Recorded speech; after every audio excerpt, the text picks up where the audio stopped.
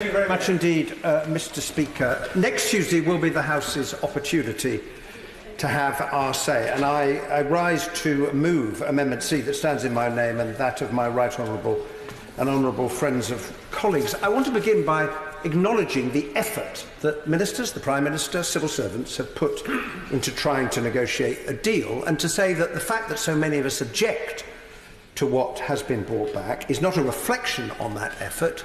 It is a reflection on the decisions that the government has made. Firstly, as we have heard, the government embarked on the negotiations with the cries of those who argued for Brexit ringing in their ears. And we need to remember the point my right honourable friend for Derby South made. We will hold all the cards. This will be one of the easiest trade deals in history. Getting out of the EU can be quick and easy. Within 2 years, we can negotiate a free trade area massively larger than the European Union.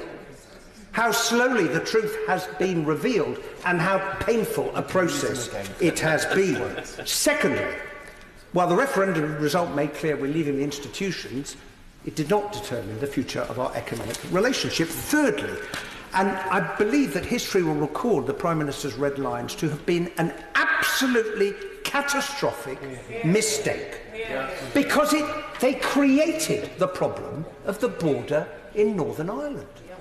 It created the problem, and it removed the government's room for manoeuvre. It boxed the Prime Minister in, and it was the result of those illusions, these decisions, and the plague of disagreement that affected the Cabinet led to so many ministerial resignations, including the loss of not one but two Brexit Secretaries. Goodness me, they exited the department before we even exited the European Union. The government spent 2 years trying to agree on what to ask for, and the result was the contortion that was the Chequers proposal in an attempt to try and keep that border open, to save friction-free trade. The problem was it was rejected by the European Union, and now is the time. The Prime Minister spoke about home truths. Now is the time for some honesty. If we wish to maintain an open border in Northern Ireland, then we will be staying in a customs union and observing most, if not all, of the rules of the single market. But not a single government minister is prepared to acknowledge that truth. The truth is also that those, and it was demonstrated, I have to say, by the Right Honourable Member for Uxbridge and South Ruislip in his contribution, those who argue for Brexit have been exposed as having absolutely no plan for it at all. A Canada deal would fail to solve the problem of Northern Ireland. A Canada deal would not give us friction-free trade. And as to the suggestion we should leave the EU on WTO terms, which is no deal, I'll return to that in a moment. The problem with this deal is the political declaration. We were assured it would be substantive and detailed. It is not. It is merely words and aspirations that have no legal force.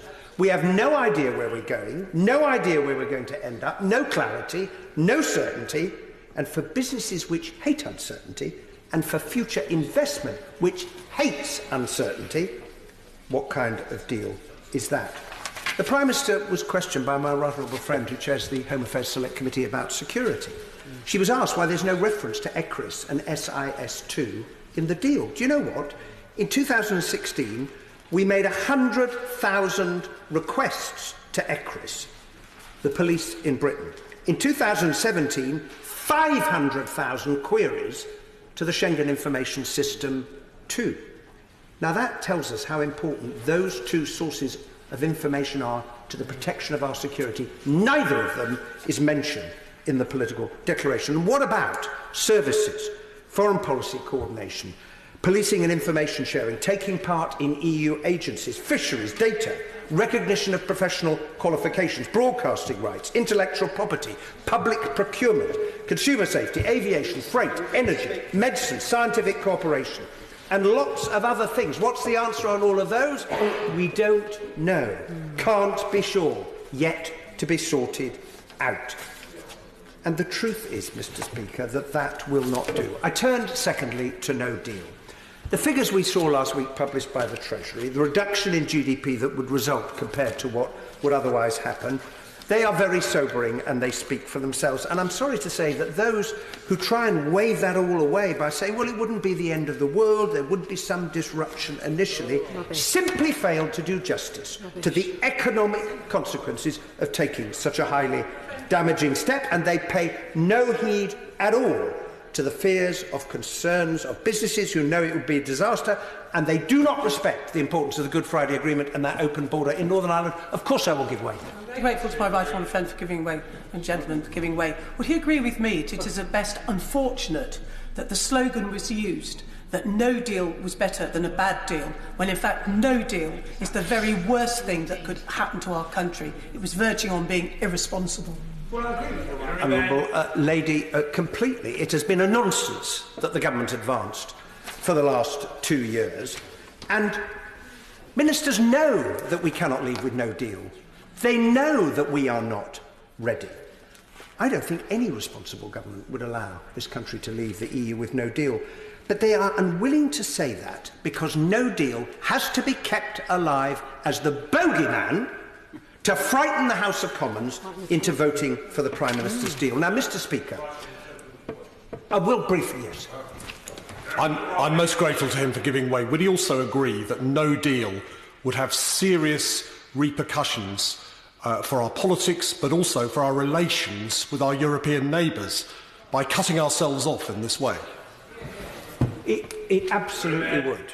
And I do not believe that there is a majority in this House for leaving with no deal, and we will have an opportunity to demonstrate in our vote next week. Now, Mr. Speaker, this is a decision that is going to define this generation of members of Parliament and shape the future for our children and our grandchildren. And the truth is that from the very beginning, our nation has been divided on the subject of Europe. From Hugh Gaitskell's speech about the end of 1,000 years of British history to Edward Heath's argument that joining the common market was a great step forward towards the removal of divisions in Western Europe, from Harold Wilson's renegotiation and referendum to David Cameron's, the British people have shown support for and reticence about Europe in almost equal measure. Now, I argued for remaining in the European Union not because it is perfect. It is far from perfect. It needs reform. And the referendum told us that the rise of populism across Europe, the vote here, is telling governments that too many people feel that the balance between sovereignty, self-determination, control, call it what you will, and cooperation with other countries is not quite right, and that thirst for control is a reflection of the lack of control that many of our constituents feel they have over their lives, what has happened to their jobs and the changes that they have seen. But at this moment in our history, in this century, working with our neighbours and with our friends is an absolute necessity if we are going to address the great challenges that all of us on this small and fragile planet face. Trade, dealing with threats to peace and security, preventing the climate of our Earth running out of control with devastating consequences for all of the people that we represent, dealing with the tide of humanity that is travelling across the globe in search of a better life. Now, I will not dissemble and I will not pretend. I think that leaving the European Union is a terrible mistake. It will damage our economy and discourage investment. It will hurt our constituents.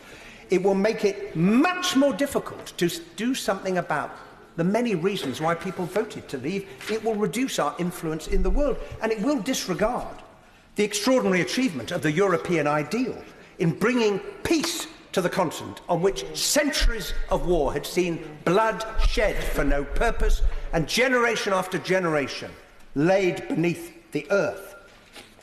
And in this centenary year of the end of the First World War, we should remember that as well as remembering them. Mr. Speaker, we have to deal with the position that we find ourselves in, and my final plea to the House is this. Now is the moment to tell each other the truth. We owe that to a nation that has shown itself to be divided almost exactly down the middle. We have to bear in mind our responsibility to the 48% as well as to the 52%, and no one is going to get out of this mess everything that they wanted. No one is going to get everything they thought they would get. No one is going to receive all the things they were told that they would receive. All of us are going to have to compromise.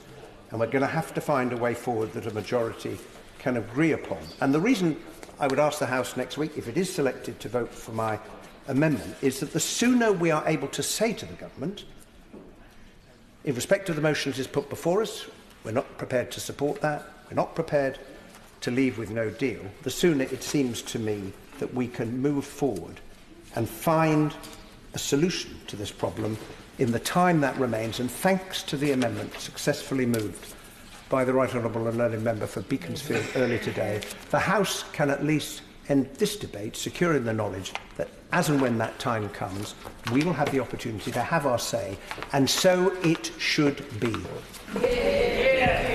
Order.